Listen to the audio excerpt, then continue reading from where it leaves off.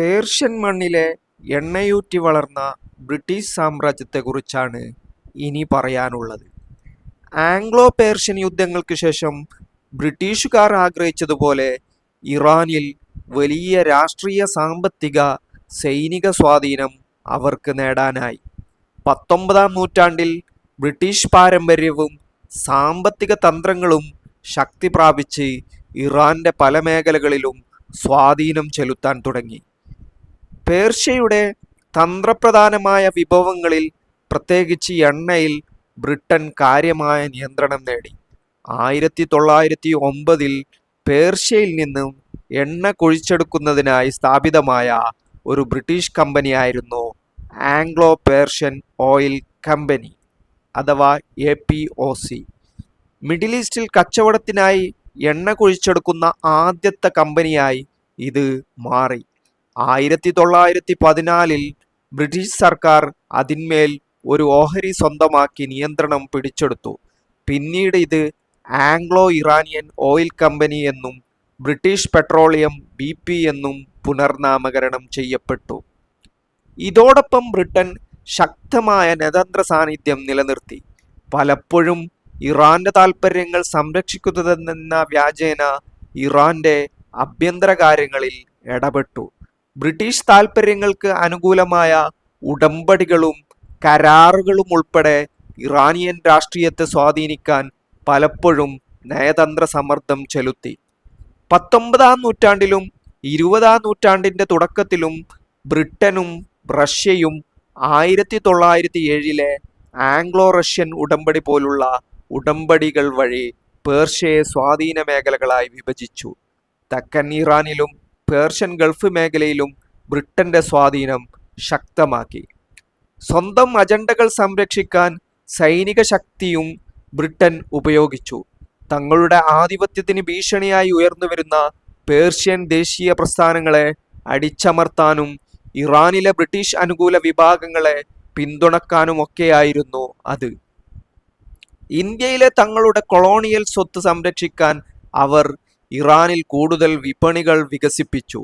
വിപണിയിലെ മേലുള്ള നിയന്ത്രണം സാമ്രാജ്യത്വത്തിന്റെ പരിപാലനത്തിനുള്ള പ്രാഥമിക മാർഗമാക്കി കണക്കാക്കി. അന്ന് ഇറാൻ ഭരിച്ചിരുന്ന ഖജറുകളുമായുള്ള സാമ്പത്തിക കരാറുകളിലൂടെ ബ്രിട്ടൻ അതിന് വിത്തിട്ടു. യഥാർത്ഥത്തിൽ അവർ ആവിഷ്കരിച്ച വലിയൊരു ചൂഷണാധിപത്യ വ്യവസ്ഥയുടെ ഇരകളായി ഒരേ സമയം ഇറാനും ഇന്ത്യയും മാറുകയായിരുന്നു. പക്ഷേ 20-ാം നൂറ്റാണ്ടിന്റെ ആദ്യപാദത്തിൽ ഇറാനിൽ ദേശീയതയുടെയും സ്വാതന്ത്ര്യദാഹത്തിന്റെയും വിത്തുകൾ മുളപൊട്ടി. തുടർന്ന് ശക്തമായ ദേശീയ സ്വാതന്ത്ര്യ മുന്നേറ്റങ്ങൾ ഉണ്ടായി. ഈ കാലം മുതൽ ഇറാനിൽ ബ്രിട്ടീഷ് സ്വാധീനം കുറയാൻ തുടങ്ങി. തുടർന്ന് പേർഷ്യൻ ഭരണഘടനാ വിപ്ലവം ഫലം കണ്ടു. ഭരണഘടന സ്ഥാപിക്കുന്നതിനും ഇറാന്റെ ഭരണം കൈയാളിയിരുന്ന ഷാ മുഹമ്മദ് അലി ഷായുടെ അധികാരം പരിമിതപ്പെടുത്തുന്നതിനും ഇത് ലക്ഷ്യമിട്ടു. ഇത് കാര്യമായ രാഷ്ട്രീയ, സാമൂഹിക നിയമപരിഷ്കാരങ്ങളിലേക്ക് നയിച്ചു. 1906 ഇറാനിൽ ആദ്യത്തെ ഭരണഘടനാ സഭ അഥവാ കോൺസ്റ്റിറ്റ്യൂഷണൽ റവല്യൂഷൻ സ്ഥാപിതമായി. ബന്ധവൈരികൾ സഖ്യശക്തികളായി മാറുന്നു. ദേശീയ സ്വാതന്ത്ര്യ പ്രസ്ഥാനങ്ങളിൽ നിന്നുടലെടുത്ത ഭരണഘടനാ വിപ്ലവം 1906 ഇറാൻ മണ്ണിൽ അരങ്ങേറി. അതിനെ തുടർന്ന് ഇറാന്റെ ഭരണ സംവിധാനങ്ങളിൽ പല മാറ്റങ്ങളും സംഭവിച്ചു. ആ സമയത്ത് ഭരണം കൈയാളിയിരുന്ന ഷാ മുഹമ്മദ് അലി ഷായുടെ അധികാരം പരിമിതമായി. 1907 അദ്ദേഹത്തെ അധികാരത്തിൽ നിന്നും പുറത്താക്കി. തുടർന്ന് കുറച്ചു കാലത്തേക്ക് രാഷ്ട്രീയ അസ്ഥിരതയുടെ നാളുകളായിരുന്നു ഇറാനിൽ. പുതിയൊരു ഭരണാധികാരിക്കു വേണ്ടി ബാഹ്യശക്തികൾ കളിച്ചു. 1920-കളിൽ റസാ ഷാ പഹ്ലവി ബ്രിട്ടീഷുകാരുടെ സഹായത്തോടെ അധികാരത്തിലേറി പുതിയ ഭരണക്രമം സ്ഥാപിച്ചു. അദ്ദേഹം ഭരണഘടനയെ മാനിച്ചെങ്കിലും ഏകാധിപത്യ ശൈലി സ്വീകരിച്ചു. ഒപ്പം രാജവംശത്തെ ശക്തിപ്പെടുത്തുകയും ചെയ്തു. റസാ ഷാ അധികാരത്തിലായിരിക്കെ ബ്രിട്ടീഷുകാർ ഇന്ത്യയിലെയും ലോകത്തിലെ പല കോളനികളെയും പോലെ ഇറാനിലും സ്വാധീനം ശക്തിപ്പെടുത്തി. തൻ്റെ അധികാരത്തെ ബലപ്പെടുത്തുന്നതിനായി റസാ ഷാ ബ്രിട്ടീഷുകാർക്ക് അനുകൂലമായ നയം സ്വീകരിച്ചു. പ്രത്യേകിച്ച് എണ്ണ വ്യാപാരത്തിലും സാമ്പത്തിക മേഖലയിലും റസാ ഷാ അധികാരത്തിൽ എത്തുന്നതിന് മുമ്പും ശേഷവും ആംഗ്ലോ പേർഷ്യൻ ഓയിൽ കമ്പനിയുടെ നിയന്ത്രണം ബ്രിട്ടീഷുകാർക്ക് തന്നെയായിരുന്നു. ബ്രിട്ടീഷ് പൗരന്മാരും വിദേശ വിദഗ്ധരും റസാ ഷാ സേനയിലും സർക്കാർ സംവിധാനങ്ങളിലും സുപ്രധാന പങ്ക് വഹിച്ചു. ആംഗ്ലോ ഇറാനിയൻ ഓയിൽ കമ്പനിക്ക് ഇത് പ്രശ്നകരമായ സമയം കൂടിയായിരുന്നു. ചൂഷണം തിരിച്ചറിഞ്ഞ് തൊഴിലാളികൾ പ്രതികരിച്ചു തുടങ്ങിയിരുന്നു. അതിൻ്റെ ഫലമെന്നോണം 1933 കമ്പനിയും അതിൻ്റെ ബ്രിട്ടീഷ് നേതാക്കളും റസാ ഷായുമായി ഒരു കരാറിലേർപ്പെട്ടു. തൊഴിലാളികൾക്ക് മികച്ച വേതനം, തൊഴിൽ വളർച്ചയ്ക്ക് കൂടുതൽ അവസരങ്ങൾ, സ്കൂളുകൾ, ആശുപത്രികൾ, റോഡുകൾ, ടെലിഫോൺ സംവിധാനം എന്നിവ ഒരുക്കാമെന്ന് വാഗ്ദാനം ചെയ്ത ഒരു കരാർ. എന്നാൽ ആംഗ്ലോ ഇറാൻ ഓയിൽ കമ്പനി ഈ വാഗ്ദാനങ്ങൾ പാലിച്ചിട്ടില്ല. പലവട്ടം കരാറുകൾ ലംഘിക്കപ്പെട്ടു. ഇത് ജനങ്ങളുമായുള്ള പിരിമുറുക്കത്തിന് കാരണമായി. പിന്നീട് 1941 രണ്ടാം ലോക മഹായുദ്ധം ആരംഭിച്ചു. ആ സമയത്ത് സോവിയറ്റ് യൂണിയനെതിരെയുള്ള ജർമ്മനിയുടെ അധിനിവേശമായിരുന്നു.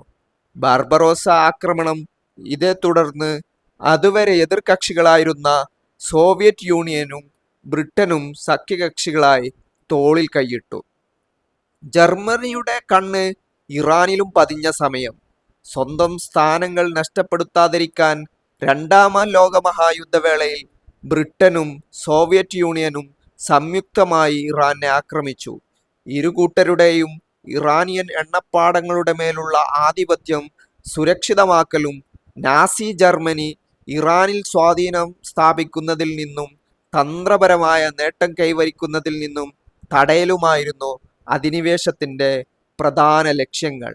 വടക്കേ ആഫ്രിക്കയിലും സോവിയറ്റ് യൂണിയനിലും പോരാടുന്ന സഖ്യസേനയ്ക്കുള്ള എണ്ണ വിതരണ ലൈനുകൾ പേർഷ്യൻ ഇടനാഴി വഴി ഇരുകൂട്ടരും ഉറപ്പാക്കി. അധിനിവേശത്തിൻ്റെ ഫലമായി റസാ ഷാ പഹ്ലവി സ്ഥാനം ത്യാഗം ചെയ്യാൻ നിർബന്ധിതനായി. അദ്ദേഹത്തെ ദക്ഷിണാഫ്രിക്കയിലേക്ക് നാടുകടത്തി. റസാ ഷായുടെ സ്ഥാനത്യാഗത്തിന് ശേഷം മകൻ മുഹമ്മദ് റസാ ഷാ പഹ്ലവി അധികാരത്തിലേറി. ജർമ്മനി, ഇറ്റലി, ജപ്പാൻ എന്നിവർ നയിക്കുന്ന അച്ചുതണ്ട്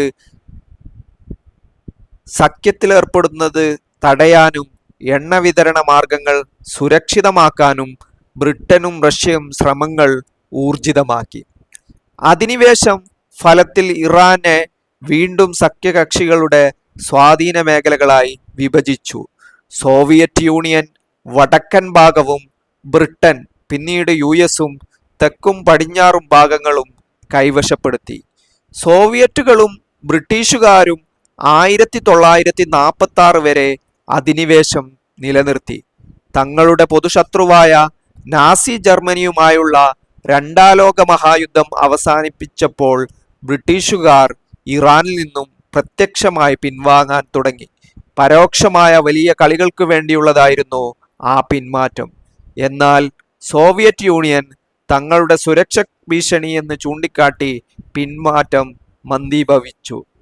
പേർഷ്യൻ മണ്ണിലെ അടുത്ത വലിയ കളിക്കാരനായി അമേരിക്ക രംഗപ്രവേശനം ചെയ്യുന്നത് ഇവിടം മുതലാണ്.